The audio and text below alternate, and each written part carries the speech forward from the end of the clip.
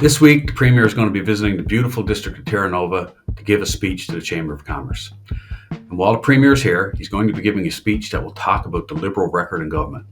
That's fine. We're always glad to welcome visitors here in Terra Nova. I think it's good for politicians to get outside of St. John's and talk with people. But I also think it's really important that if you come to make a speech about your record, you include the full picture. Now, it's no secret that I'm not a fan of this Liberal government. In fact, I've been raising concerns about the direction they are taking in the House of Assembly for quite some time.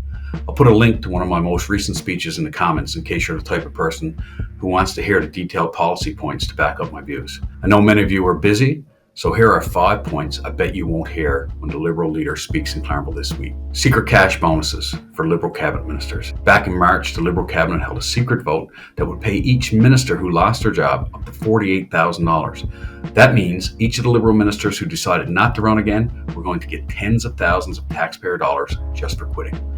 The Liberals got caught, and that shamed them into changing course. I bet that won't be a part of this Premier's speech. Travel nursing scandal. The Auditor General recently blasted the government for wasting hundreds of millions of dollars on travel nurses. The Liberals were spending this money to bring nurses in from outside of the province at the same time they were laying off nurses who lived right here in Newfoundland and Labrador. You heard it correctly, and it makes no sense. The Liberals approved money for electric car rentals that didn't happen, and for spouses of these nurses to stay at hotels in places like Winnipeg. They bought milk frothers and toasters and all sorts of things that never should have been bought. See if that comes up in his speech. Healthcare. Now, you're definitely going to hear about healthcare, and he'll have a wonderful message about it and how important it is. But what's the actual Liberal record on healthcare? Well, unfortunately for Newfoundlanders and Labradorians, our healthcare system is now dead last in the country. People are waiting longer for cancer treatments, hip replacements, you name it. The list is just getting longer and longer.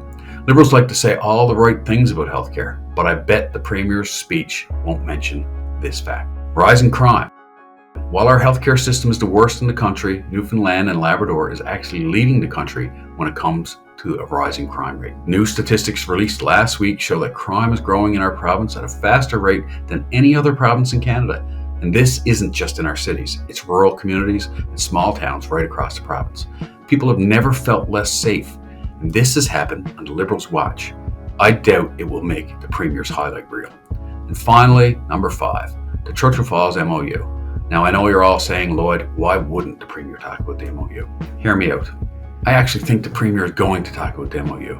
At this point, he's hoping you forget about the financial scandals, the worst healthcare in the country, and the fastest growing crime rate in Canada. And he may only want to talk about the MOU. But here's what he won't want to talk about regarding this MOU. This agreement puts Quebec in the driver's seat. It has 0 job guarantees for our province, including the great workers that are located in Labrador. In fact, the job numbers they're using for Gull Island are 10 years old. That's just ridiculous to base new estimates on outdated information. And the Liberals said that it would put $1 billion into our budget this year. Has that happened? Absolutely not. So I'm sure the speech will make all sorts of grand, flowery promises, but will ignore the fine print. Maybe I'm wrong, and the Premier will take the time to talk about all of these things. Time will tell.